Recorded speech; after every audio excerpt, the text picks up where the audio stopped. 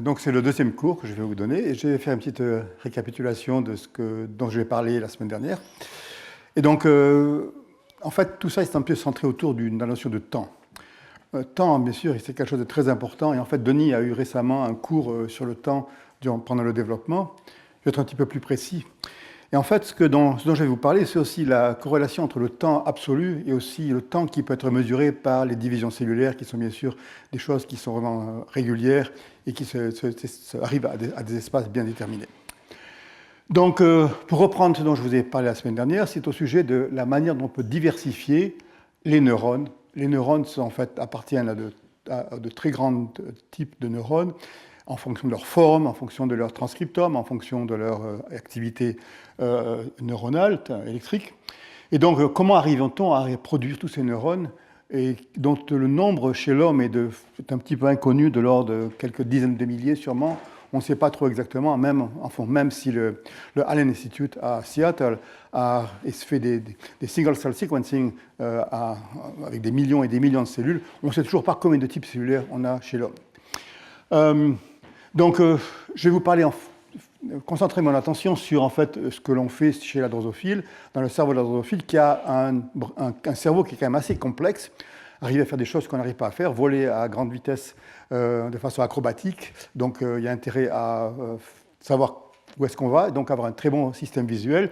Et ça, ce que vous avez en fait, c'est un transcriptome de cellules single cell sequencing, on va utiliser ça, c'est plus simple, d'accord, de tous les neurones qui composent en fait le lobe optique de la drosophile. Et vous voyez qu'il y a à peu près 250 neurones qui sont en fait très différents les uns des autres au niveau transcriptionnel et qui aussi sont en stoichiométrie de façon différente, dans la mesure des neurones qui sont très peu abondants, donc ils sont beaucoup plus abondants.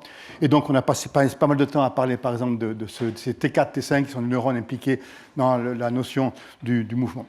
Donc la question, c'est, sans parler de diversité, c'est comment on arrive à créer cette diversité. Et conceptuellement, on peut remonter il y a une trentaine d'années au travail en particulier de Tom Jessel et plus récemment de James Briscoe, qui en fait ont concentré leur attention avant tout sur la notion de patterning au niveau spatial. Ça veut dire qu'en fait, dans la moelle épinière, donc la partie dorsale, la partie ventrale, vous avez dans la partie ventrale un gradient de Sonic Hedgehog qui va en fait diffuser, et dans ce gradient, qui est un morphogène, vous allez avoir différents types de neurones qui se produisent, des motoneurones, des neurones interneurones, et éventuellement, en fonction de la crête neurale, vous allez avoir les neurones sensoriels. Donc l'espace est très, très important. Et en fait, ce modèle a été très influentiel dans la mesure où, en fait, on arrive à le comprendre de façon moléculaire, de façon très bien. On sait très bien comment les gradients morphogénétiques fonctionnent. Et donc, je pense que Tom Jessel est un très, très bon parleur. Et donc, parleur, c'est peut-être pas le bon mot, mais enfin bon. Et donc, ça a été très influentiel. Et en fait, ce qui s'est passé, c'est que ça a un petit peu rendu plus obscur le fait que d'autres choses aussi sont importantes pour la formation des neurones, et en particulier la notion de temps. La notion de temps aussi est très importante dans la mesure où, par exemple, au niveau du cortex humain ou de souris, on sait que les 6 couches du cortex humain sont produites par des cellules souches qui produisent en fait les différentes couches du cortex de façon temporelle. C'est-à-dire d'abord la couche 6, ensuite la couche 5, la couche 4, la couche 3, la couche 2. Donc on sait que le temps est important dans ce cas-là, puisqu'ils n'arrivent pas du tout au même moment, mais on n'a aucune idée de comment en fait, ce temps est compté, comment est-ce que les précurseurs, les cellules souches, arrivent à décider de produire un neurone de la couche 5 ou de la couche 4 ou de la couche 3. Donc comment est-ce que le temps est lu au niveau de la cellule? Donc on a concentré notre attention sur le lobe optique, et en particulier cette structure du lobe optique qui s'appelle la médulla, qui est en fait une structure qui est très simple, c'est un peu compliqué, c'est très compliqué d'un certain côté, aussi très simple, dans la mesure où vous avez à peu près 40 000 neurones, qui est un nombre quand même important, mais ces 40 000 neurones sont en fait répartis dans 800 colonnes, c'est-à-dire 800 colonnes qui représentent les 800 pixels que l'œil de drosophile arrive à capturer. Donc en fait, vous avez 800 circuits qui sont en parallèle les uns avec les autres. Et en fait, ces circuits sont composés de 100 types cellulaires. C'est-à-dire qu'en fait, chaque colonne est entourée de à peu près 100 types de neurones différents. Au maximum, il y a un neurone par colonne. Des fois, il y a un neurone pour 5 colonnes. Mais chaque colonne est innervée par au moins 100 types cellulaires. Donc, comment arrive-t-on à produire ces 100 types cellulaires? et de façon répétitive, puisqu'en fait, on arrive à faire ça 800 fois au cours dans l'espace visuel de la drosophile. Okay. Donc, en fait, ce que je vous ai dit, c'est qu'en fait, ce système provenait comme beaucoup de systèmes neuronaux, d'un neuroépithélium qui est en rouge ici, ou rose ici, et qui a la forme d'un croissant, d'accord. Et à la partie extérieure de ce croissant, il va y avoir une transformation. Ce n'est pas une délamination, c'est une transformation dans le plan de l'épithélium de cellules épithéliales en cellules souches nerveuses, donc on appelle des neuroblastes. Je vais utiliser le mot neuroblaste pour qu'en fait des cellules souches nerveuses. Okay. Et donc ce que vous avez en fait ici, c'est que le neuroépithélium va être dévoré lentement au cours de 3 jours environ par la transformation de cette cellule neuroépithéliale en cellules en neuroblastes. Et donc, ces neuroblastes, à la fin, on va avoir un certain nombre. Et je crois que j'avais dit la dernière fois qu'il y en avait à peu près autour de 800. Vous allez voir que ce n'est pas exactement correct, mais donc 800. Et vous vous rappelez que 800, c'était en fait ce qu'on avait vu ici. En fait, il y a 800 colonnes ici. Donc, l'idée serait, par exemple, chaque neuroblaste pourrait produire les 100 neurones qui innervent chacune des colonnes. C'est un petit peu difficile à imaginer dans la mesure où qu'une cellule souche arrive à produire 100 neurones différents et peut-être difficile à accepter, mais vous allez voir qu'on n'est pas trop loin de la réalité. Okay. Donc vous allez avoir cette progression, et au bout de 3 jours, toute la partie rose va être transportée en vert, tout va être transformé en neuroblastes, et ces neuroblastes vont produire ces différents types de neurones dont je vous parlais il y a quelques secondes. Okay.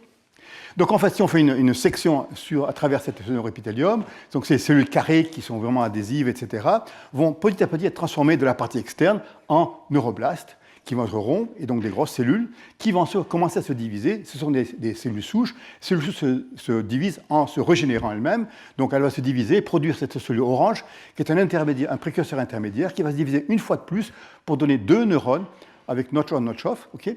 Et donc ces 2 neurones vont être nés. Et puis 1 heure ou 2 après, la prochaine cellule épithéliale va être transformée en neuroblaste, qui va aussi donner 2 neurones, etc., etc., etc., etc. Et donc, ce que vous avez, c'est que vous avez ici des neurones, des cellules neuronales, des neuroblastes qui sont jeunes, qui viennent juste d'être nés, qui viennent juste de produire des neurones. Et là, vous avez des neuroblastes beaucoup plus anciens qui ont eu le temps de produire beaucoup de neurones. Et si vous attendez un petit peu plus longtemps, un jour ou 2, en fait, tous les neuroblastes verts vont être transformés en vieux neuroblastes et vont avoir produit toute une série de neurones qui va de là-dessus. Donc l'idée, c'est qu'en fait, tous ces neurones jaunes ici vont être tous différents les uns des autres. Ils vont pouvoir représenter tous ces 100 types neuronaux dont on a besoin pour innerver chacune des colonnes de la médulla. Okay. Et donc, ce que je vous ai dit, c'est qu'en fait, le temps est important ici, puisque alors qu'un neurone se divise, il va entrer une série, exprimer une série de facteurs de transcription, en commençant par homothorax. Ensuite, il va éteindre l'homothorax, activer IRM, ILS, homeobrain, stobiperd, DACIT, TELES. Donc, en fait, ce qu'il va faire, c'est qu'il va faire une transition d'un facteur de transcription. La même cellule neuroblaste va transformer de ce facteur de transcription IRM, ILS, etc., etc. Donc, en fait, au cours du temps, la progression va se progresser. Et chaque fois que, en fait, le neurone se divise, par exemple, au niveau, lorsqu'il exprime le facteur de transcription homeobrain, il va produire un neurone qui est différent de ceux qu'il va produire lorsqu'il va exprimer DACIT D ici. D'accord. Donc, en fait, l'idée, c'est que la diversité neuronale est produite par une cellule souche, par ce neuroblast, qui va progresser au cours du temps et va produire différents types de neurones. Okay. En fait, ce concept est assez vieux, et mon ami Chris Doe, dans l'Oregon, a en fait trouvé la même chose il y a une vingtaine d'années, où il a en fait démontré que dans la corde nerveuse ventrale de la drosophile, il y a aussi des neuroblastes qui pouvaient entrer dans une situation similaire à celle-là. La seule différence, c'est qu'il y a une série beaucoup plus courte, et aussi les facteurs de transcription sont complètement différents de ce qu'on a ici. Donc un concept qui lui-même reste, mais les mécanismes eux-mêmes sont tout à fait différents. D'accord.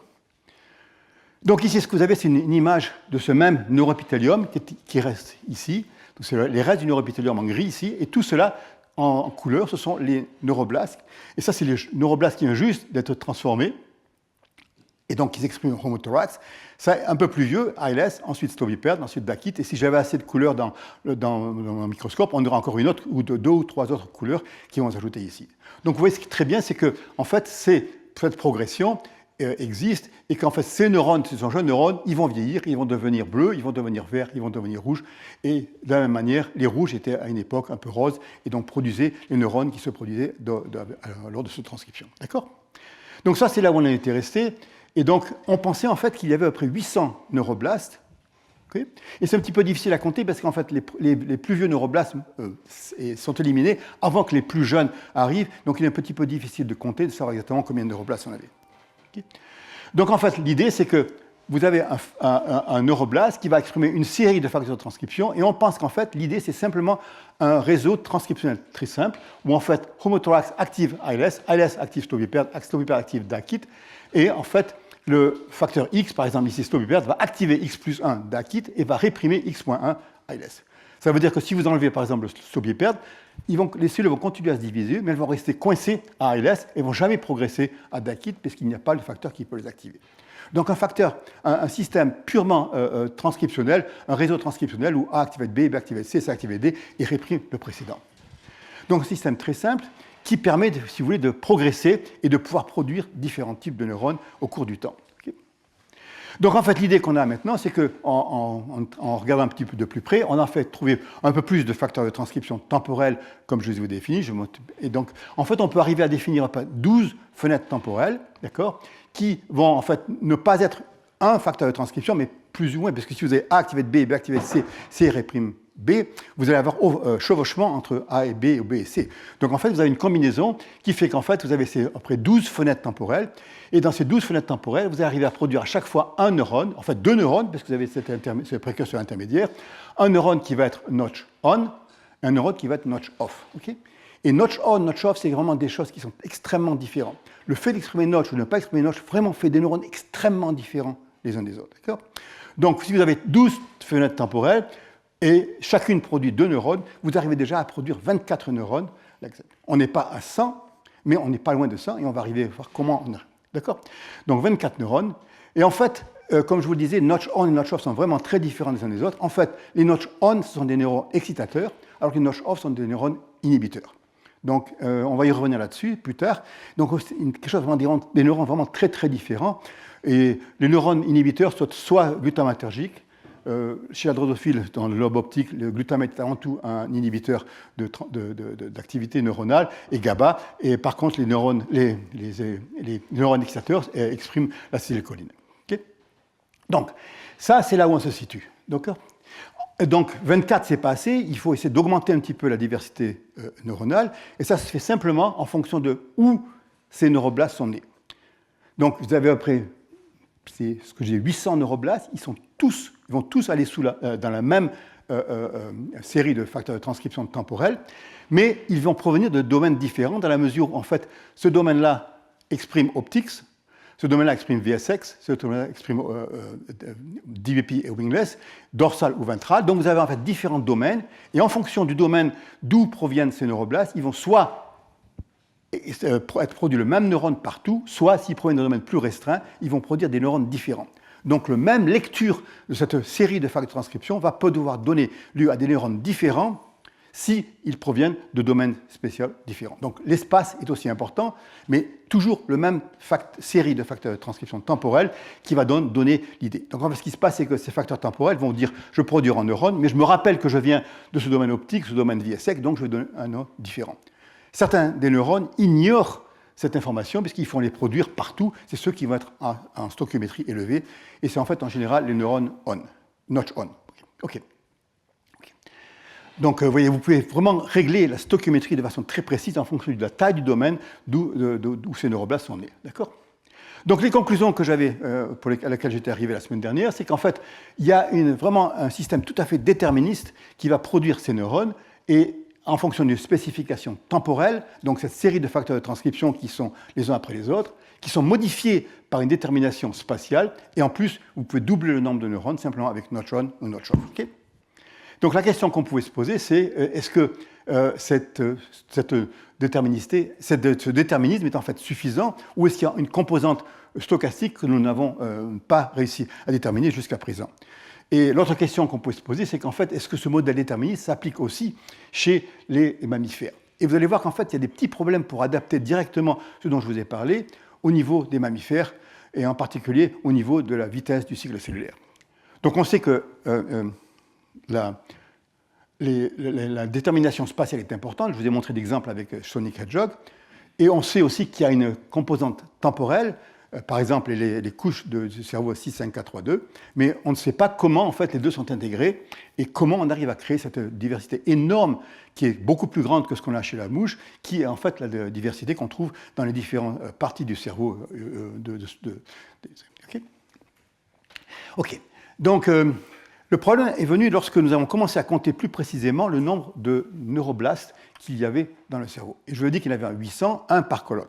En fait, en comptant de façon plus précise, vous avez ici un stade précoce où en fait la partie bleue c'est le neuroépithélium et le neuroépithélium a commencé à se transformer en neuroblastes en jaune qui sont à la périphérie.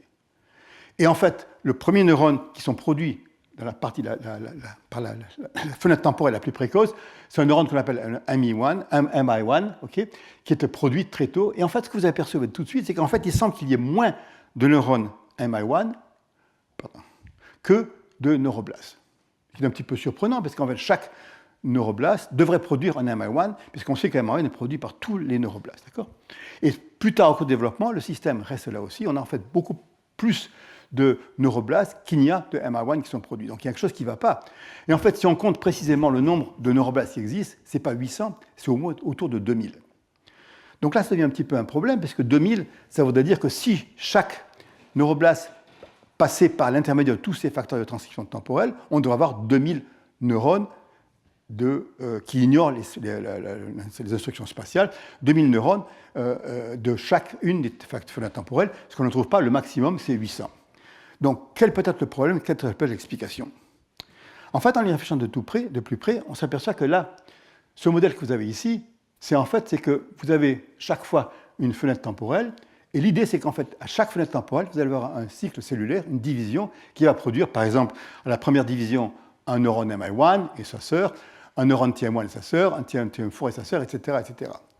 Or, si on y pense, il n'y a aucune raison pour qu'en fait, le cycle cellulaire soit synchronisé avec ce réseau de transcriptionnel qui fait A active B, B active C, C active D. Le cycle cellulaire dépend uniquement de la phase de croissance en G2 des neuroblastes qui, lorsque se divisent, vont perdre du poids pour donner lieu à un neurone, mais il faut qu'ils regagnent du poids pour ne pas diminuer de taille. Donc ils vont regrandir, ils vont pouvoir se diviser lorsqu'ils atteignent une taille critique pour pouvoir se diviser. Et en fait, ce qu'on a pensé, c'est qu'en fait, peut-être le cycle cellulaire n'était pas synchronisé avec les fenêtres temporelles, qui semblaient peut-être être logiques. Et en fait, la progression temporelle des facteurs de transcription est en fait plus rapide que le cycle cellulaire. Donc en fait, ce qu'on peut imaginer, c'est qu'en fait, ce qui se passe, c'est que en fait, chaque fenêtre temporelle existe. Chaque neuroblaste va passer à travers ces 12 fenêtres temporelles, mais chacune de ces fenêtres temporelles ne va pas être touchée par une division cellulaire. Donc, il ne va rien se produire, tout simplement. Donc, il va se passer quelque chose comme ça, que par exemple, ici, vous avez une cycle cellulaire qui va toucher la fenêtre temporelle qui va donner un neurone MI1, mais pas celui qui va donner celui qui est là-dedans, c'est TM1, ou bien alors... donc, si vous voulez, chacune des fenêtres ne va pas donner lieu à chaque fois à un neurone. Donc, ça veut dire que certains neuroblastes vont donner ce type de situation, d'autres vont donner un autre type de situation, un autre type de situation. Donc, ça veut dire que globalement, tous les neurones sont produits, mais tous les neuroblastes ne vont pas donner tous les neurones qu'ils pouvaient produire. Donc, ils ont le potentiel de produire tous les neurones, mais uniquement un sous-ensemble de ces neuroblastes vont donner chacun leur petit nombre de neurones. Et donc, si on met ça ensemble, au point de vue global, on va réussir à avoir complètement le nombre de neurones exact, mais que les 2000 neuroblastes qui se divisent, ils vont réussir à donner 800, parce qu'en fait, il n'y en a qu'un sur 2 ou 2,5 qui va se diviser pour donner, par exemple, le neurone MI1. Okay, donc ça, c'est un modèle qui est intéressant, mais est-ce qu'on peut tester ce modèle? D'accord? Donc, c'est là qu'on a essayé de regarder ce qui se passe et de regarder de façon temporelle au lignage de ces neuroblastes. Est-ce qu'on peut arriver à déterminer quelles sont les cellules, les neurones qui sont nés à partir d'un neuroblaste donné? Je vais revenir plus en détail sur la notion de lignage et comment on arrive à mesurer ce lignage, mais ce que vous avez ici, c'est une image qui vous donne en fait en vert des groupes, des grappes de neurones qui sont tous en fait la progéniture d'un neuroblaste. Donc en fait, le neuroblaste est ici, il est au sommet, il a produit tous ces neurones, ça c'était le plus vieux, et il est là, d'accord? Donc ça c'est un neuroblaste, un autre neuroblaste. C'est beaucoup trop dense pour arriver à examiner trop en détail, donc on peut faire la même chose, mais je vais vous expliquer comment on fait ça, mais on peut faire la même chose de façon beaucoup plus moins dense, ok? Donc l'idée c'est qu'en fait, si le potentiel, ce serait que chaque neuroblaste est capable de donner d'abord un neurone MI1, ensuite un neurone TM1, TM1, TM4, d'autres neurones, TM2, TM6, dans la partie notch on, et dans la partie notch off que j'ignore pour l'instant, simplement il y avait un notch, je vais y revenir plus tard, un neurone qui s'appelle DM8 qui va être en fait donné notch off à ce niveau-là, d'accord? Donc en fait, ce qu'il faut essayer d'arriver à mesurer ça, donc ce qu'on va faire, c'est, pour des questions techniques, essayer d'identifier les neurones. Et donc pour identifier ces neurones, on sait que les neurones TM1 et TM4 expriment un facteur de transcription qui s'appelle TFAP2, et que MI1 exprime BSH. Et TFAP2 est exprimé aussi un peu plus tard pour les neurones TM2 et TM6. D'accord? Donc on a un seul marqueur TFAP2 et BSH, et bien sûr la GFP qui permet de montrer qu'en fait, tout le clone, en fait, on ne s'intéresse qu'aux neurones qui sont notch plus, pour essayer de simplifier les choses, et on va essayer de voir un petit peu dans quelle manière est-ce que chaque neuroblaste va produire en effet BSH, TM1, TM4, 3 neurones, TM2, TM6, etc. Okay? Donc ici, ce que vous avez, c'est le marquage avec TFAP2, et vous avez en fait, comme je vous le disais, en fait, deux bandes de TFAP2, qu'on peut illustrer comme ça, c'est des fausses couleurs, mais enfin on voit bien. Donc c'est le même facteur de transcription à deux temps différents au cours. Donc ça c'est les neuroblastes, les neurones qui sont produits au début, ça c'est les neurones qui sont produits un peu plus tard. Et vous pouvez voir donc que c'est les deux premiers. La première bande va produire TM1 et TM4, et la deuxième bande va produire TM2 et TM6. Okay? Donc maintenant, si on reste dans un clone, un seul neuroblaste est marqué, qu'est-ce qui se passe à ce niveau-là, d'accord? Donc c'est un petit peu compliqué ici, mais je vais essayer de le résumer. Donc vous avez en bleu, vous avez le clone, vous avez deux clones proches de l'un de l'autre, vous avez la coloration avec TFAP2 qui marque TM1 et TM4 et TM2 et TM6, et c'est uniquement les notch on, d'accord? Donc en fait, on s'attendrait à trouver cette série ici, MA1, TM1, TM14, TM2, TM6, etc. Okay? Or, ce n'est pas du tout ce qu'on trouve. En fait, ce dont on s'aperçoit, c'est que dans chaque clone, on obtient non pas deux cellules TM1 et TM4, mais une seule cellule, quelquefois TM1, des fois TM4, et pareil, en haut, vous avez TM2 ou TM6. En fait, c'est un petit peu au hasard, dans la mesure où d'autres clones vont avoir, par exemple ici, les deux cellules TM1 et TM4 sont présentes, mais on n'a aucun TM2, TM6, celui-là, il a un. Donc, si vous voulez, on a une sorte d'expression stochastique, comme quoi certains neurones s'expriment dans certains clones, mais pas tous. Donc, ça veut dire, en fait, ça représente le fait que, comme je vous le disais, le cycle cellulaire n'est pas synchronisé à la progression des facteurs de transcription, et en conséquence de cela, ce que vous avez, c'est que certaines des fenêtres temporelles vont être absentes, et donc ne vont pas donner aux neurones. Donc en fait, ici, vous voyez donc la stoichiométrie des TM1 et TM4, et c'est en fait à la moitié de ce qu'on devrait avoir. Parce qu'on devrait en avoir un TM1, un TM4. Ici, on a uniquement un TM1 et pas de TM4, un TM4 et pas de TM1. D'accord? Donc ça veut dire qu'en fait, ça correspond exactement à ce qu'on voit qu'il y a 2000 neuroblastes et uniquement 800 de ces neurones qui sont produits.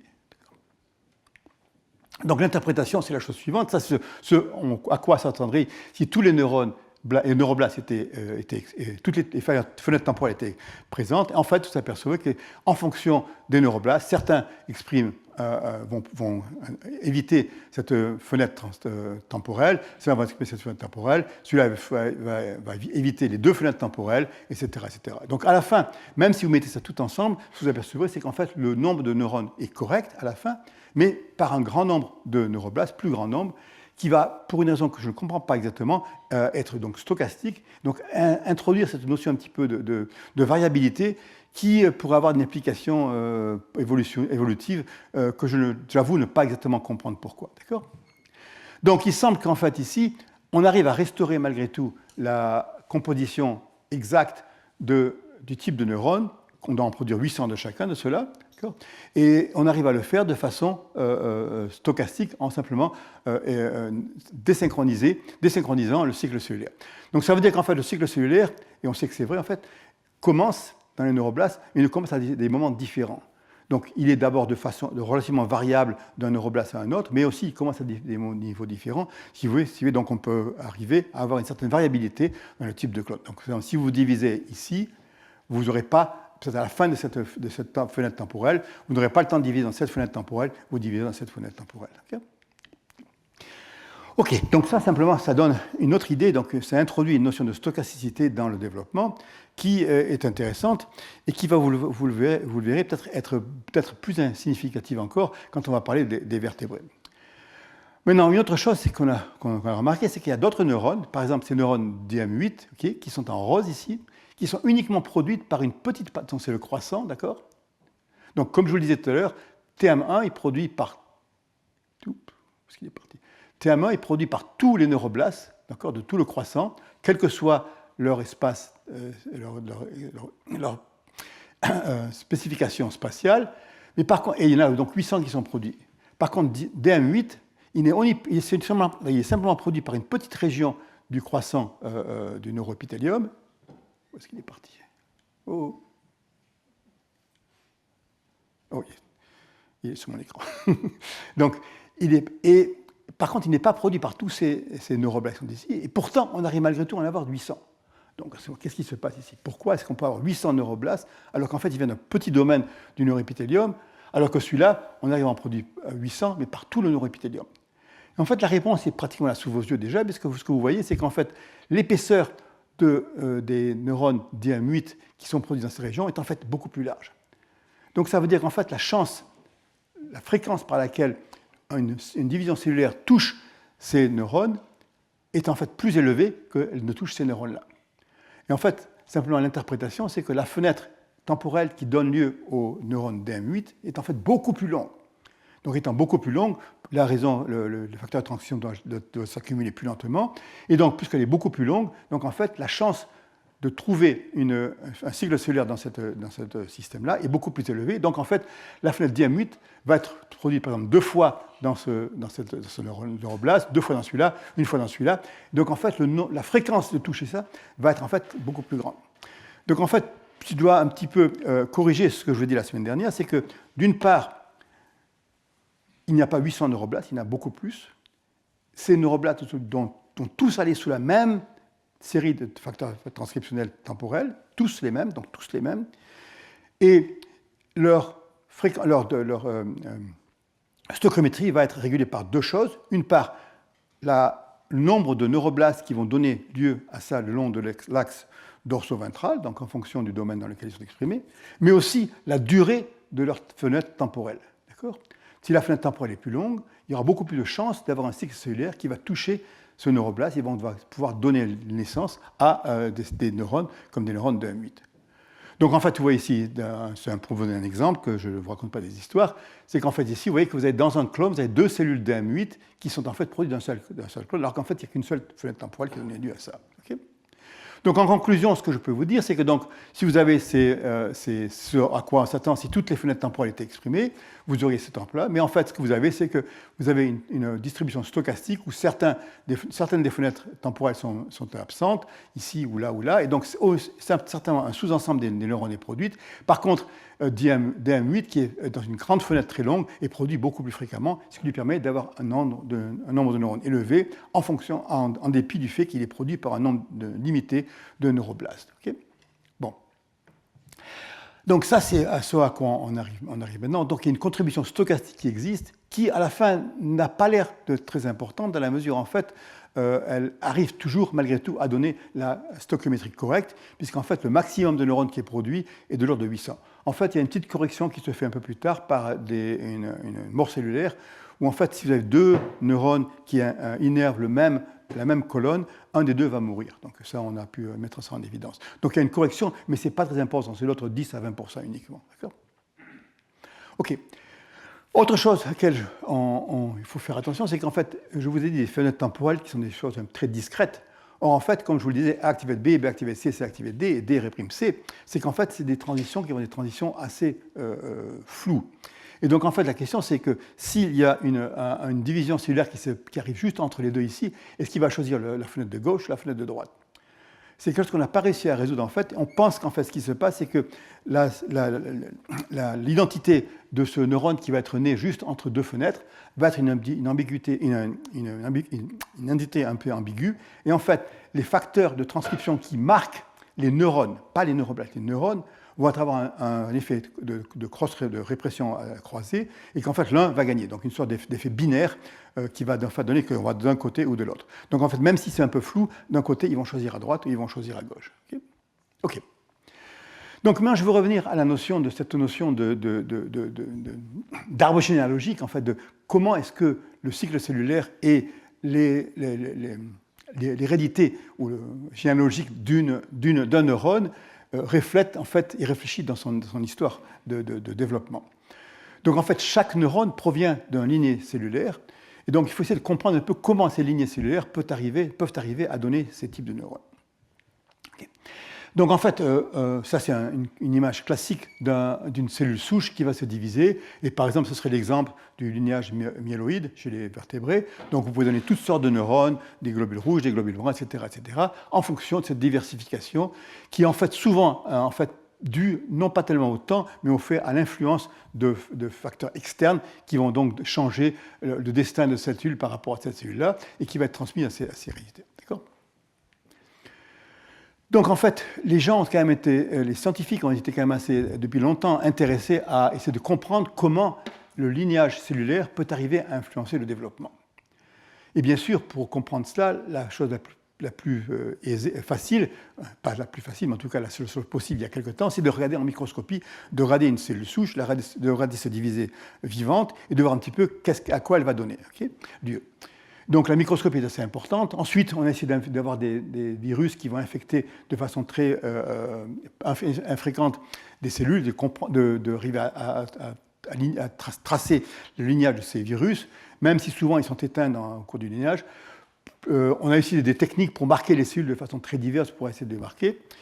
Et deux techniques qui sont beaucoup plus récentes, Markham et Madame, qui sont des techniques qu'on utilise soit sur la drosophile, soit sur la souris, pour essayer de comprendre le lignage cellulaire de façon précise. Et plus récemment, encore que ce ne soit pas encore tout à fait au point, utiliser le système CRISPR pour faire des sortes de marquage de lignée d'une cellule qui va être d'accumulation de marques qui vont être persistantes.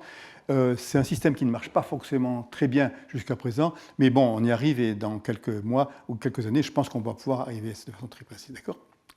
Donc, au point de vue de l'exemple même de lignage cellulaire, c'est bien sûr le petit ver rond, le C. elegans.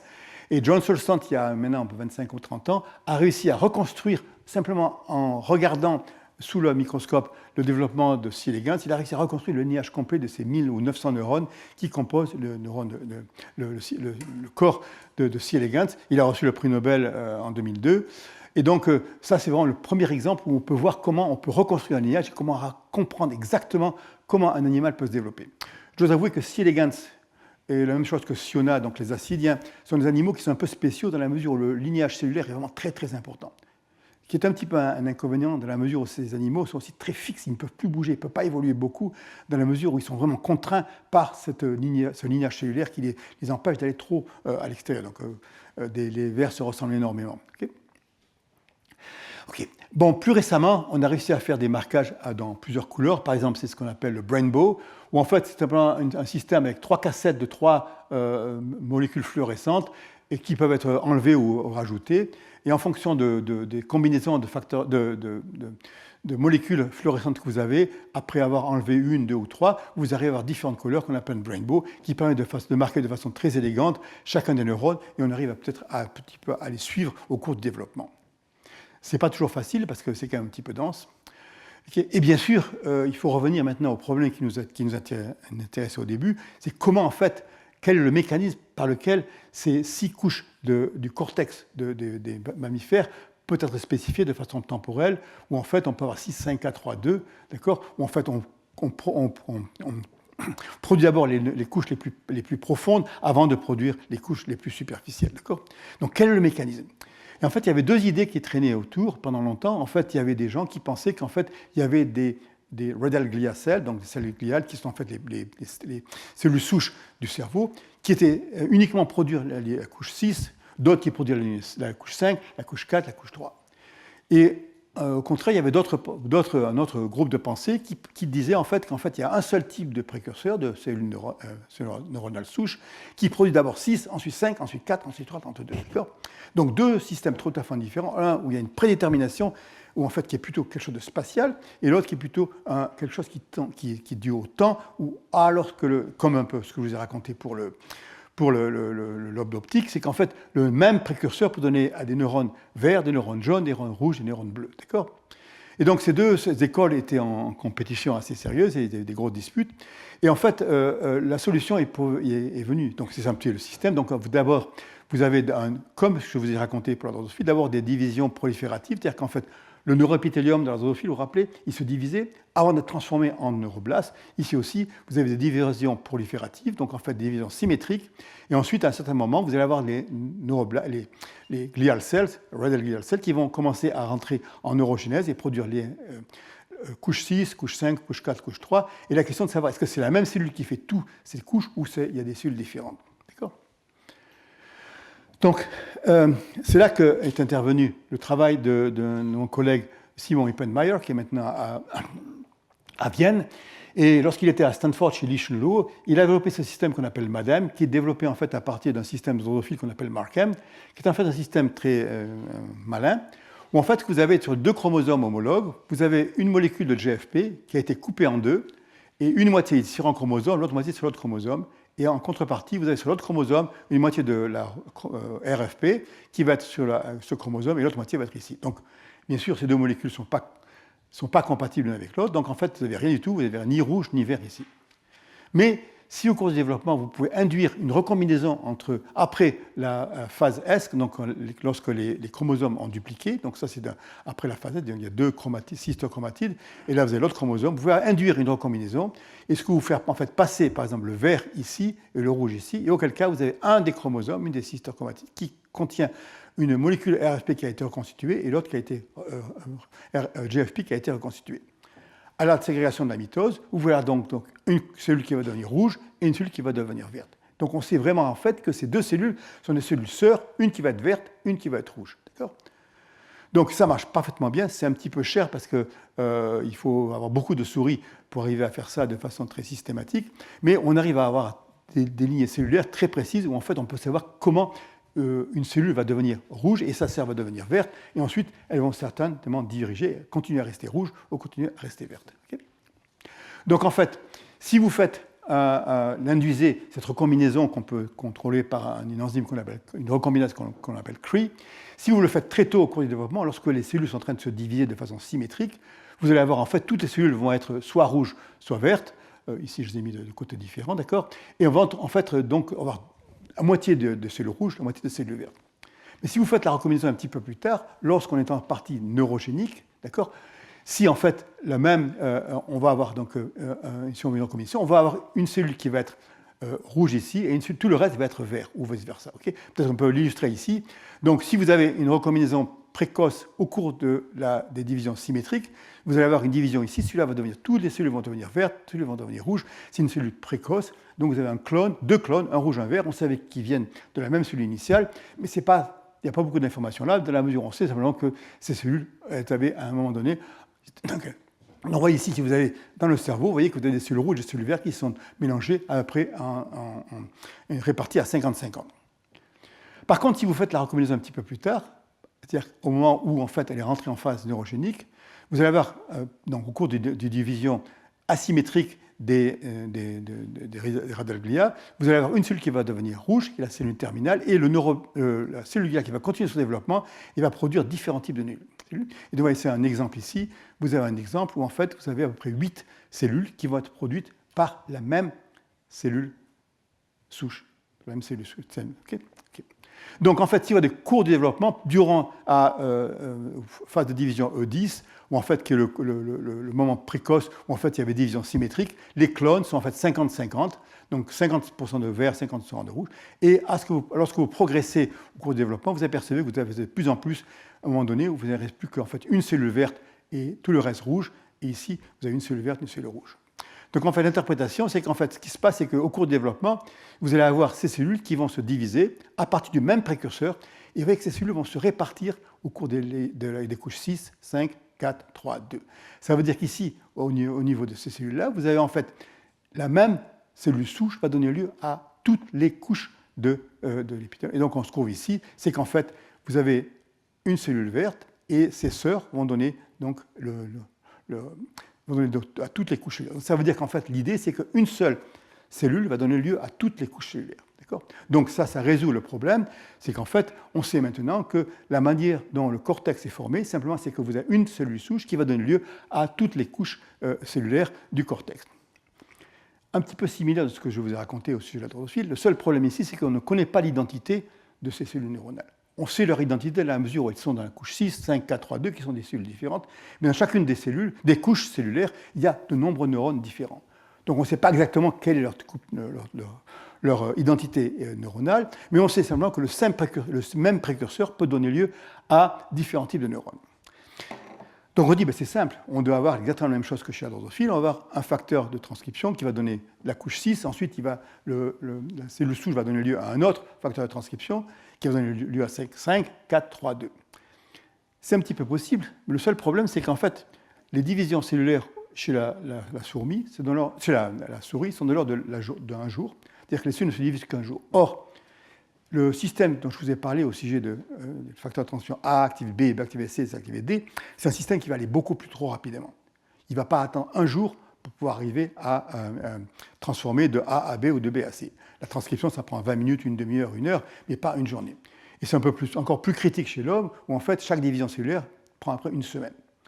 Donc, le système, en pratique, ne semblerait pas pouvoir marcher dans la mesure où les divisions cellulaires sont beaucoup trop lentes et donc les facteurs de transcription ne pourraient pas attendre pour pouvoir s'exprimer. Il est possible, dans le cas du rythme circadien, les facteurs de transcription fonctionnent tous les 24 heures, mais il y a tout un système de régulation qui permet d'allonger les choses, donc ça ne marcherait pas ici. Donc ici, on sait qu'en fait, le même précurseur peut donner 6, 5, 4, 3, 2, et que le temps est important, mais les scientifiques ont été incapables de trouver quel facteur de transcription pourrait être exprimé dans 6, 5, 4, 3, 2. Dans les 6 cellules souches qui donnent lieu à 6 ou à 5 ou à 4. Ils n'ont pas vu une progression comme je l'ai montré chez la drosophile, des facteurs de transcription temporelle. C'est là. Donc on est un petit peu de retour à la case départ. On sait qu'en fait le temps est important, mais on ne sait pas comment le temps arrive à être exprimé. Donc, c'est un petit peu décevant. Et on va passer à un autre système, toujours par les mêmes scientifiques, toujours Simon Hipponemeyer, toujours avec Madame, et qui va utiliser une autre couche du cerveau qui s'appelle le supercuticulus. C'est en fait la cible des neurones de la rétine qui va projeter dans le cerveau. C'est le premier relais du système visuel dans le cerveau. Et ce relais, en fait, va être impliqué en intégration de tous les systèmes sensoriels, pour pouvoir arriver à comprendre exactement quelles décisions prendre pour la souris. Okay. Donc, ce supercuticulus contient un grand nombre de neurones différents, et on fait un single-cell sequencing, on s'aperçoit qu'il y a à peu près 16 types neuronaux là-dedans. Okay. Donc, vous avez ici, et vous avez 10 neurones inhibiteurs et 6 neurones excitateurs. Okay. C'est un peu typique, l'inhibition est toujours très importante. D'accord.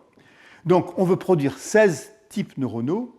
Donc on va faire la même expérience pour essayer de comprendre un peu comment ces 16 types de neurones sont produits par des cellules souches qui sont dans le supercuticulus. OK. Donc on va faire le même type d'expérience, c'est toujours le MADAM, okay, et on peut voir un petit peu comme dans le cas du cortex, que si vous le faites très tôt, vous avez des clones qui sont 50-50, c'est des clones prolifératifs quand les progéniteurs se divisent de façon symétrique, donc on a le même nombre de cellules rouges et de cellules vertes, d'accord ? Et quand on attend un peu plus longtemps, on s'aperçoit qu'on a des clones qui sont beaucoup plus asymétriques. On a une cellule rouge et 8 cellules vertes. Et si on attend encore plus longtemps, la dernière division, vous avez une cellule rouge et une cellule verte. Okay.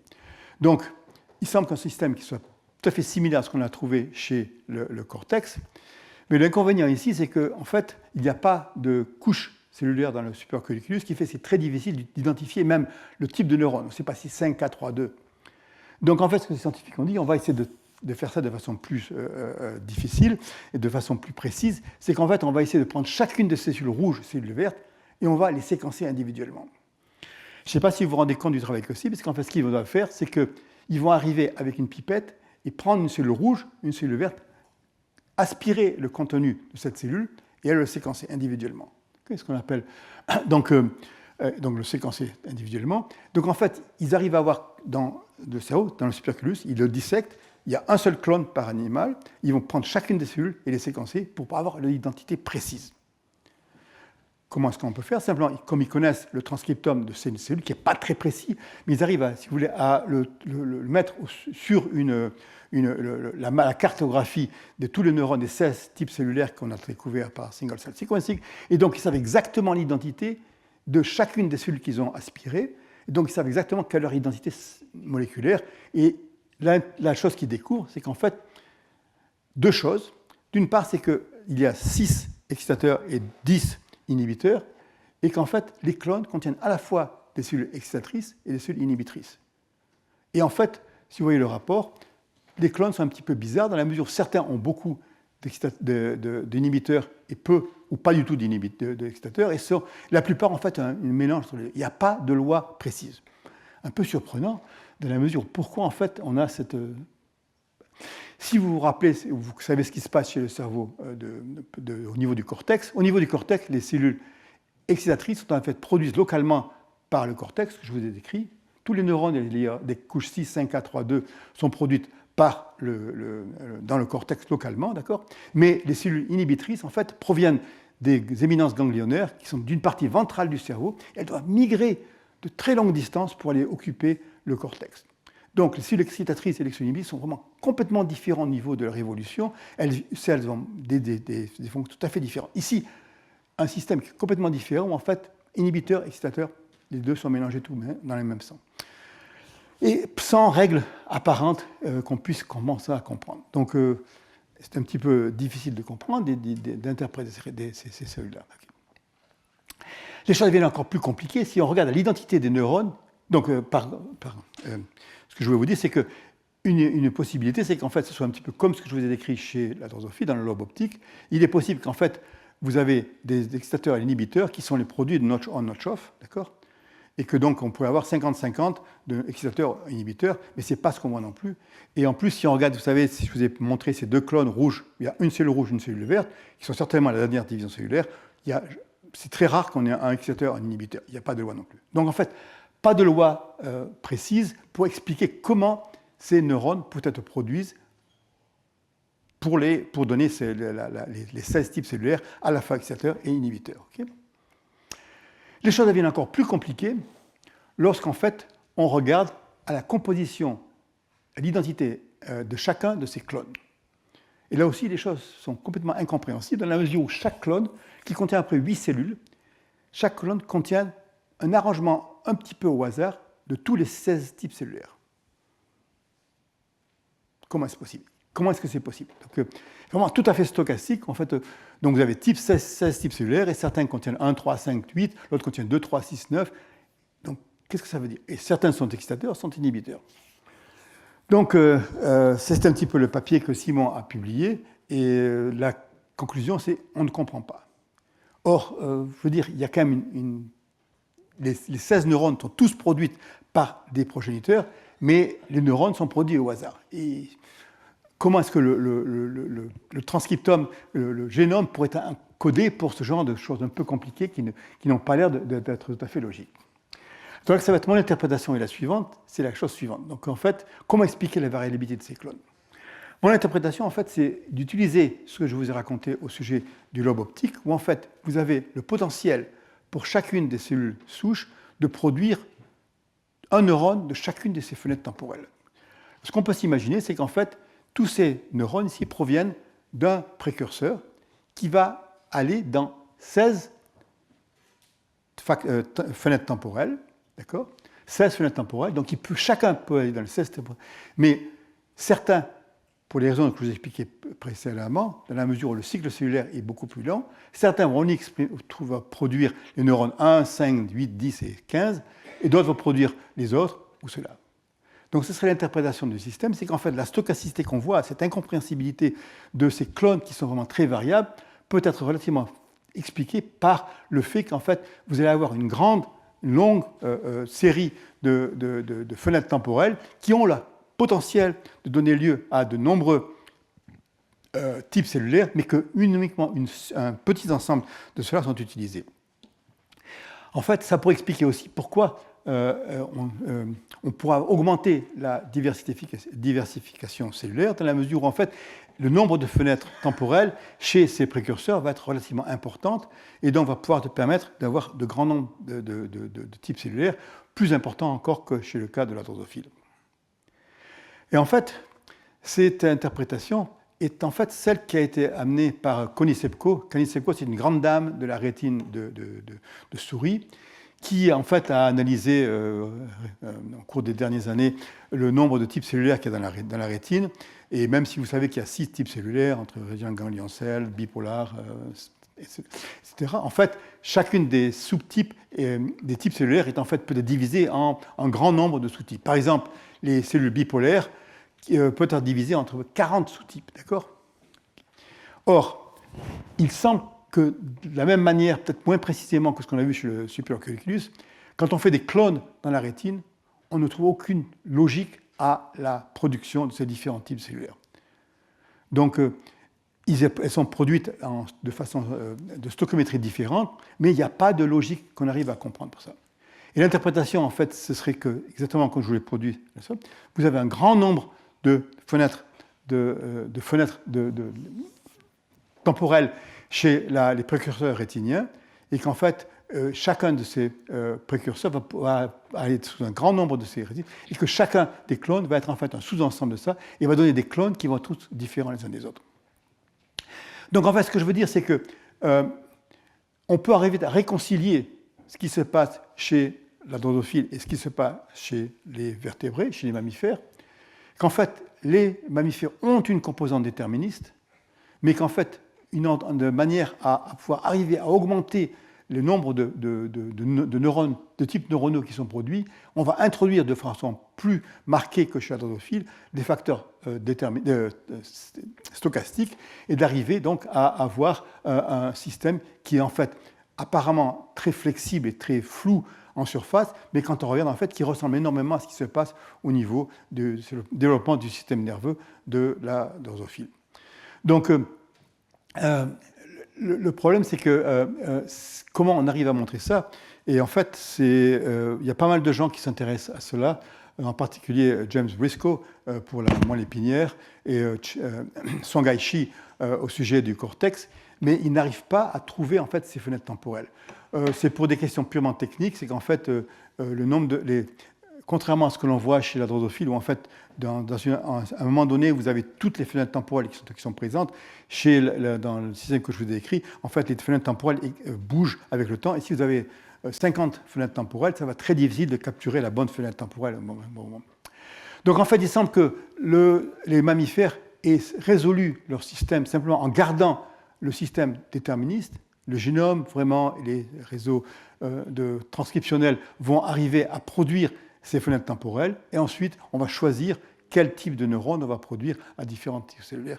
Et ça va aussi réconcilier avec le fait que le cycle cellulaire est beaucoup plus lent chez les vertébrés que chez la drosophile. D'accord ? Ok, donc je vais arrêter là, et simplement vous dire que la semaine prochaine, on va aller un petit peu plus en détail à un système qui est beaucoup plus extrême, en fait, au niveau de la stochasticité, où en fait, là, on va choisir une décision, mettre une décision stochastique qui va être un choix non pas de 10 ou 20 ou 50, mais en fait de milliers de gènes. Je fais référence en fait aux gènes des récepteurs olfactifs, où ils peuvent être plusieurs 1200 chez la souris, 2000 chez l'éléphant, et comment en fait chacun des récepteurs olfactifs du nez va n'exprimer qu'un seul de ces 2000 gènes de façon stochastique, un seul, à l'exception des 2000 ou en fait 4000 parce qu'il y a 2 allèles de chacun. Donc je vous explique comment en fait on peut arriver à expliquer comment on peut faire un choix extrême simplement avec un système où en fait on choisit au hasard et on réprime tout le reste. D'accord ? Donc si vous êtes intéressé, vous verrez que c'est un système qui est peut-être beaucoup plus propre et beaucoup plus facile à comprendre que ce que je vous ai expliqué aujourd'hui, mais qui va permettre en fait de contrôler vraiment de façon très précise comment on peut avoir choisir one out of many, okay? Un gène parmi de très nombreux gènes. Okay? Ok. Donc, les gens qui ont fait ce travail, donc c'est Nikos qui est dans la salle, je crois, ici, et ses collaborateurs, et Neshet qui est, et, et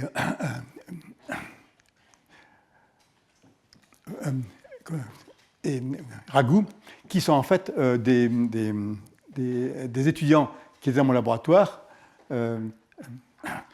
Félix est ensuite est rentré maintenant en France et Raghu est encore dans le laboratoire et celui qui est mon gaz stochastique.